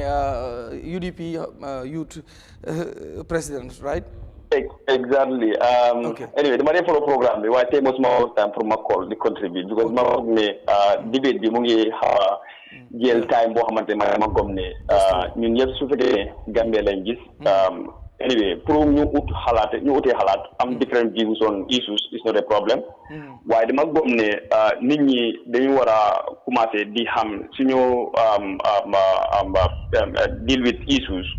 sometimes partisan issues are going to just derail the Gambia we are not going to progress so man lu ma gisee mbir bi particularly from Dr. Kurang dama gom ne moom dafa am xam-xam si biir école bi suma former lecturer la gom naa ne ku xam Dr. Kurang xam nga ne si économie am na xam-xam si loolu waaye lu nekk di tardelo dëkk bi mooy intellectuals like him I think sometimes partisan issues blaming each other on partisan basis sometimes they tardelo dëkk lu tax may wax loolu mooy ne di draft constitution 2020 draft constitution bi dégg la bill bi some part of it dañ ko jël si draft constitution bi waaye ne dañ fàtte ne soo gisee ne nit ñi askan bi mu ngi against this bill it is not because they don't support it in the draft constitution because draft constitution doesn't deal with only this bill only the remuneration of our judges and lawyers or judicial officers. The draft constitution, Soko Jangi, the fact it caters for even the youth. Youth development in that draft constitution was very, very clear to everyone that draft is so accommodative. So they may see gender be just women empowerment bill, be disability and then elderly people. You look at all that one and then even the public service, the job security in that bill. You know, so bill rombana. Gambian fi dinen am right bo xamantene defa gana indil all the parties on the basis of being a political party second to Gambia. The gis partisan issues defa dem si extend ne nit ñi dañoo xeex rek pour indi président waaye président bi su ñëwee moom ak parti bi dañoo am separation soo jàng ku jàng draft constitution bi soo gisee ñun ñuy xeex waaye nit ñi ndaw ñu ngi génne wala nit ñi askan bi ñu ngi xeex bill bi dafa mel ni we cannot allow a country to continue be governed by like what we call monkey works babon it. Salary increment comme man numa ko gisee tey nii askan bi soo see askan bi mu ngi sona dafa mel ni suñu économie bi moo sona moo daan économie bi soo daanee even the bill they have drafted right now it talked about an area whereby before you review any salary, you have to consider the economic situation in that current time that you are doing it. So in development, they want to compare the current living condition in that particular time. Okay. So you say, "Lolo, yepte, you have no salary increment heuna." So bill go in because they said there's no legal framework to increase or review the salary scale of the judicial officers. So that means that the past salary increment, because people doesn't benefit, they also want to work and then take this portion from the draft constitution, bring it only purposely to empower or support the judiciary. Okay. For us, we say that is not correct. Okay. Because what is the salary scale of this country today? Even the salary increment that happened, we criticize it. Why do we criticize it? Because then this young man pay $50,000. So in the salary increment of 50%, man lumay am akui am $5,000 a month. So go to the salary increment of 50%. Kok nyata la mo am. So in the salary increment of 30%, young man pay 100,000 a month. Well, young man pay 50,000 a month. I'm going to have almost over 16,000 if it is 30% increment. So my pay $3,000. I'm only having $900. So we said, the draft constitution bobu nyawon na. that is going to give the right to each and every Gambian, not only even the public servant, but including our farmers. Because, farming, yes. Yeah, léegi xam naa ne yow boobu naa jël sa nom ma call la Saturday ma indi la breakfast show su ko defee ñu gën a mën a waxtaan because time bi dafa ñu xoj this Saturday ma call la su ko defee nga ñëw si breakfast show incha allah.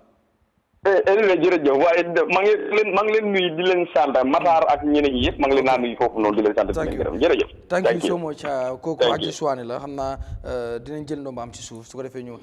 Matar bàyyi ma ñëw si Bojang because time bi mu ngi dem te tamit kolas yi ñoom moom fii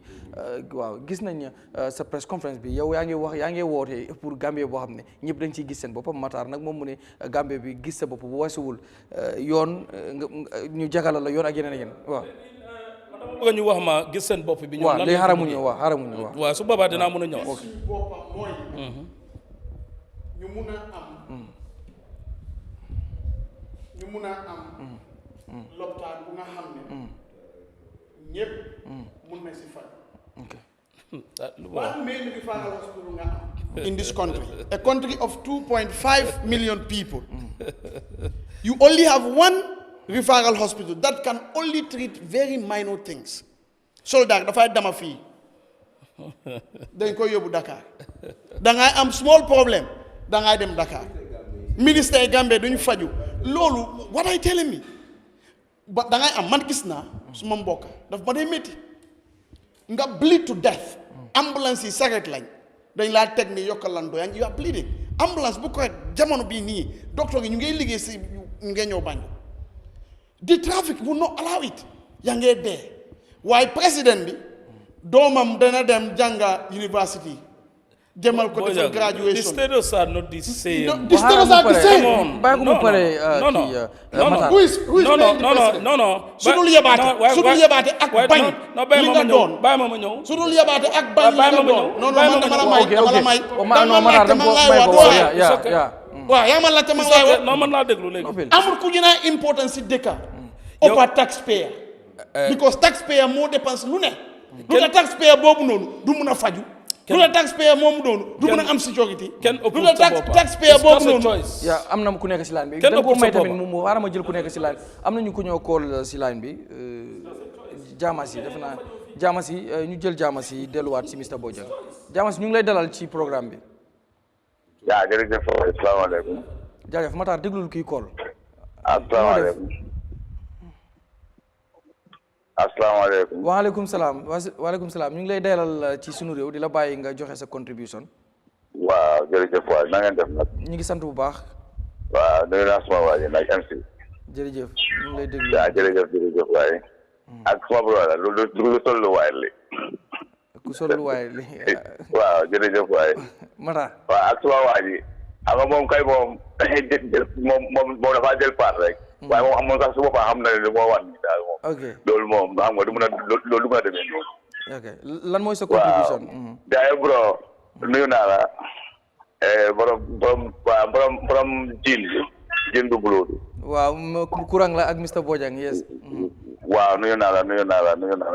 jërëjëf waay ah. jërëjëf Jammeh. waaw len bro loolu du mun a am. waaw loolu moom mun na mun a am sax. ok parce que da ngaa gis ne. ñi Abdoulaye li mu wax noonu te affaire yi li mu wax noonu pour ne nit ñi nii ñoom dañ wax ne politique tam dañ leen war a yokkal wala lii tam dañ leen war a yokkal dañ ne balaa ñuy yokkal looya yi ak lifin yi ak député yi dañu war a yokkal police yi seen salaire yi ndax ñoom tam ñu mën a am dara loolu lañu wax ne waaye nekkul ne dañ wax ne ñoom tam dañ war a yokku yokkal lifin yi noonu non du noonu non. ok jërëjëf waay thank you so much Jammeh. waaw nuyu naa la. yeah thank you so much. yaa ngi am baara feegi moo fa nekk feegi bu nga xam ne du dox yaa ngi am accident sometimes you only need 15 minutes of medical intervention pour nga survive lu tax Farafenni mënuñ ko defaw di nga xam ne side boobu noonu anytime suñu amee dañoo mën a dem fale waaye da ngaa ñëw feegi bi dem na ma ne nañu xalaat nañu wax dëgg ñun yëpp jullit lañ Gambia lañ bugga te ku gën a important si dëkk bi mooy ñun président Barrow sax dafay jël daalam ñëw fekk ñu fi as taxpayers as Gambians te all of us are paying tax lu tax yow da ngay am privilège da ngay assurer loi pour yow nga gën a am privilège xanaa yow rek yaa fi nekk dëkk bi balance ut loolu moo tax ñu ngi wax ne dëkk bi balance ut because a sergeant in the Gambia army you are paid less than $8,000. How many ex-commandos ñoo dëkk si dëkk bi ñu ngi lakka cëriñ pour mun a dunda hey su amee ñooñu lan la ñoo def how many doctors xoolal a presidential advisor sa office moo gën a rafet di théâtre fu nga xam ne foofu la ñoo opérer ak docteur bi fu mu nekk $12 million yi nga day dawal oto 12 million mu nga xam ne mun na jënd ñetti ambulance ma ne nañu bàyyi naxaate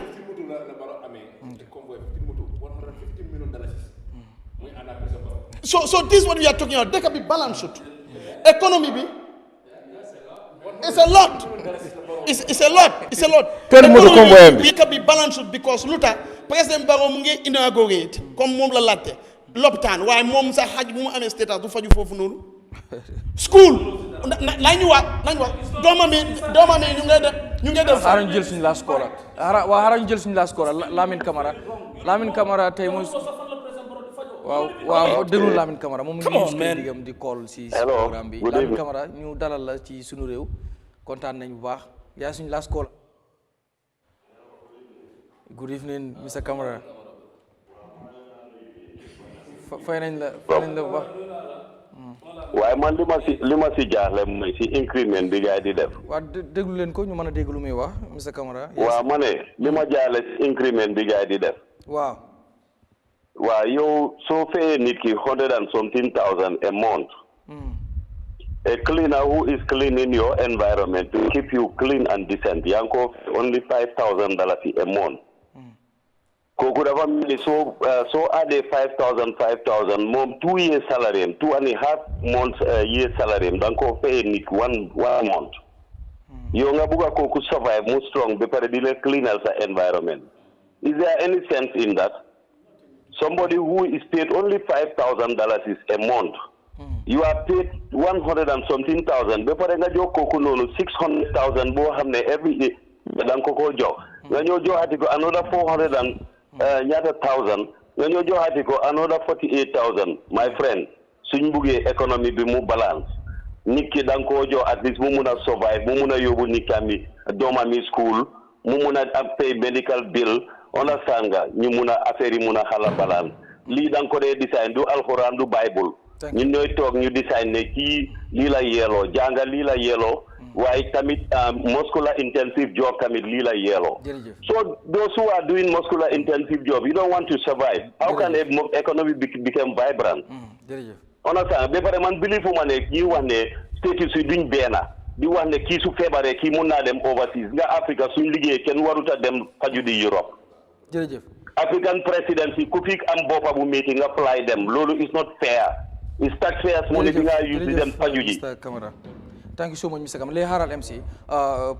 call si ngeen baal ma dañuy yemale fii call si mu next time sama paneliste nañ teel a ñëw because 30 minutes yi call si ñoo ko moom tey dama leen tiit te man ak ñoom ñoo nekk waaye léegi baa jox each 1 minute waaye dama bëgg a Matar su ma sa 1 minute su ma ñëwee please respectal 1 minute bi waaw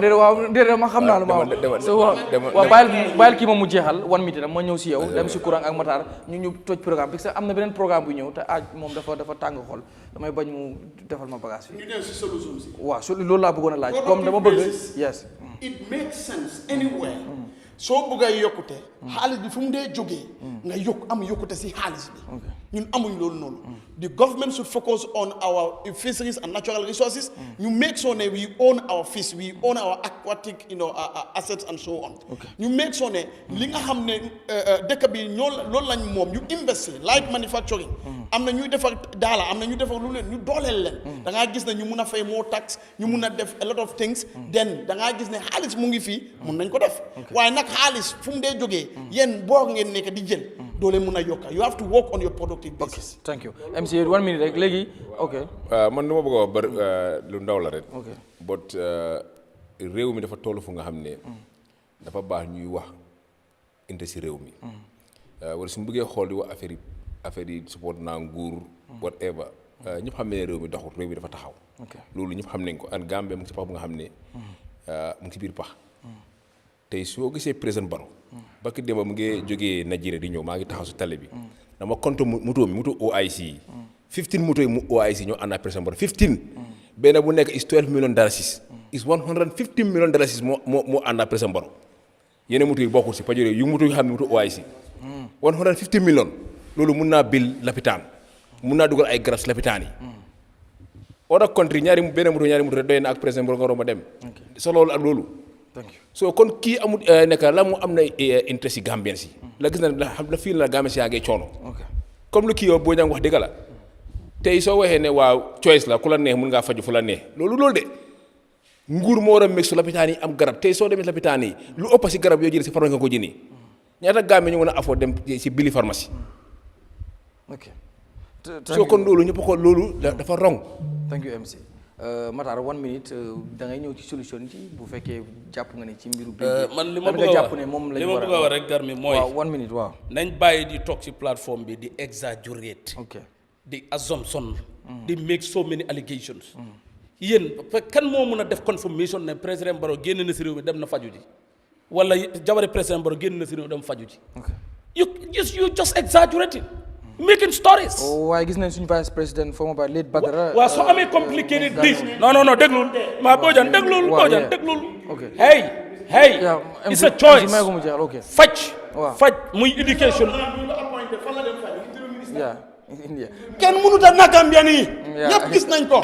bàyyi leen ko mu jeexal please dañu war a civilized leen da ngeen waaye MC dañuy laajte ñu ngi we are not making assumption. We are not accusing, we are telling what is happening. waaw Matar ko non Matar tey moom yaa jël force waaw may leen ko mu daaneel parce que time bi ok Mr Bojang intro ministre bi non tey bàyyi leen ko mu jeexal Mr Bojang Bojang may ko mu jeexal so li ma wax mooy waaw jeexalal si wan non dama mën a jeexal gan mi fekk ñu ma waaw xam nga yow itam sa wax doo mën a gaaw waaw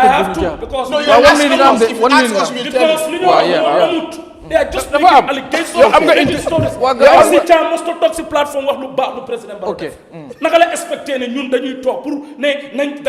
war a wax lu bon rek because moom loolu la bëgg ñu def. may tax mu naa ma waaw war loo toog si plateforme réew mi ñëpp xam ne dafa sing ngay support nguur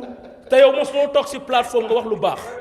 yéen yéen a ngi make stories mu ne 115 motos la ànda moto bu nekk 12 millions la waaw déglu ma mu ne 15 moto bu nekk 12 millions loolu is 150 million dollars. That is more than 150. It's 180 million dollars. su fekkee li moo tax ma ne ko def 15 moto calculé wala existe count ko wala count ko fi ma daanale waaw daanale time dafa jeex ñoom ñu ne land ministry that guy dem na dama ne sooy amul benn réew in Africa fii boo xam ne mun ngaa forcer nit ñi ne ki am xaalisam am dareem am dooleem ne fii nga fajoo amul fen man mii suma feebaree lopitaan bi laay feebar te man gis naa ministre bu feebar mu dem si lopitaan bi fii ñu faj ko tëddal ko kan la billaahi waaw man mun naa limal ay ministre mun naa limal ay vice président ministre of government ministre of interior mun naa limal loolu maa faj léegi dama war a dee Banjul foofu te Banjul mënu maa faj te ma am accès yi pour fay ticket ma dem Sénégal faju wala ma dem Europe faju dama war a dem tëdd Banjul because Gambia ministre la dama bañ MC CHAM wala Bojang toog ne waaw dañ war a faju fii. thank you so much. Gambia government Matar sa time jeex na. Gambia government. waaw il su fekkoon ne lépp luy garab si adduna bi yëpp dañ ko indi teg ko fii. du tere yow sa own feeling. sa own bëgg-bëgg. jërëjëf Matar jërëjëf Matar moom Bojang mi fan la jàngee. jërëjëf Matar Kurang am nga 1 minute so ñu ngi doon wax léegi lan nga foog moo war a doon solution bi pour ci bill beeg ak coow li ci am yëpp lan nga foog ne moo war a doon solution bi. man lu ma recommend solution bi mooy xam nga ñu ngi wax affaire yi dépense tey affaire yi dépense dañ ko easy lo ñu ne cut your coat according to your size tey fu mu nekk nii dafa mel ni ñun Gambia fii nekkuñ di cut our coat according to our size understand nga dafa mel ni ñu ngi nekk size 5 bugg a sol size 10 dafa seer du dem because boo xoolee inflation bi right yokkute bu nekk ci marché bi boo laajte number one reason mooy lavish expenditure extravagant expenditure pisir pasar expenditure rek a dee mun a bring sustained consistent increasing inflation understand government am deficit boo xam ne duñ ko mun a fajoo nekk di leb rek di fay di jël boor di fay boor that is the problem we have and that is the problem boo xam ne dañ ñëw fii ñu digal ñu ne dinañ ko solve te what did we see from 2017 ba léegi am nañ opportunities all the opportunities are gone amoon nañ opportunities to take care of the assets boo xam ne misappropriate nañ ko the ex-president use it utilize ko mun a njëriñ support the economy we didn't do it understand nga because both the NPP ak UDP lan lañ am interest they both have interest in luxury cars am na ñu jënd luxury car si NPP am na ñu ko jënd si UDP jënd nañ si moto Yahya Jammeh so maa ngi wax MC ne ñoom rek ñoom ñëpp a bëgg moto bu rafet they all like exorbitant expense non doy kenn jëndut non dinañ si waxtaan léegi may ko mu yeggali mu jeexal time bi jeex na MC so lu ma nekk di wax mooy Gambia bi ñun war nañoo xool député yi ñu ngi leen yooni ci néegi député bi conflict of interest daf leen jàpp ba nga xam ne mel ni manoo gouverneur boo xam ne mu ngi tàng jir nga dëkkaat ko they cannot escape they are already victims of naka brown envelope ak naka grey envelope bi ash color envelope bi so Gambia bi ñun dañ war a xool bu ñëwee for 2026 6 and 9 is not the solution because extravagance bi dafa continue. Thank you MC Mamadou Kurang thank you so much Mr Bojang Matar Sen ak yéen ñu doon seetaan di jégalu itam yéen ñu bëggoon a dugg call ñu ngi leen ciy jégalu bu baax a baax am na next Wednesday incha allah dinañ fi ñëwaat continuer waat waxtaanee tolluwaayu réew mi rek fu réew mi rek toll di gërëm ñëpp di gërëm ki nga xam ne moo nekk ci control room bi Khadija si gërëm Manga ci technique bi ak caméraman bi Omar Boucheri Kanté di gërëm tamit ñu doon seetaan yëpp waaye di gërëm sama rakk bopp bi Mansour Mbaye ci kanam tuuti ngeen am seen programme boobu nga xam ne ko tàmmal seen bopp ki ko mu di aaj mu ànd ci ganam yi su ko defee rek ñëpp programme boobu lañ bëgg ñun dig leen daje àllarba bu bëri di ñëw incha allah jaa ngeen jëf.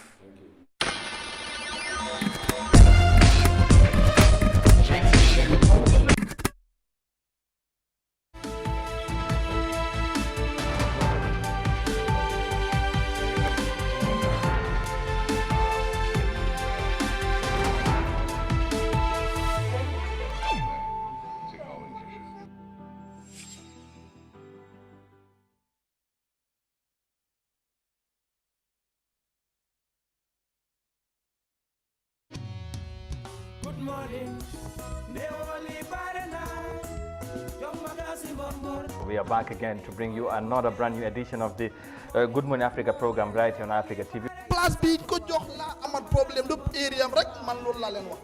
ministry bo am naa fa ñoo xam ne ni bay neen ba bëgg a dee te ay masters leen am te ñu ngi si ministry bi. ndax soo gisee nguuri Afrique ñu bañ a wàcc lu ne yaa xam moo de bari ñun soo seetee sub region fii seen Gambia moo gën a cher fuel diggante Gambia Sénégal $15 different $16 different. soo ñëwee nga ne président Adama Barrow Gambia ultimately dañu dëgër bopp wax naa ba sonn. Good morning. I'm ready for a good day. Morning.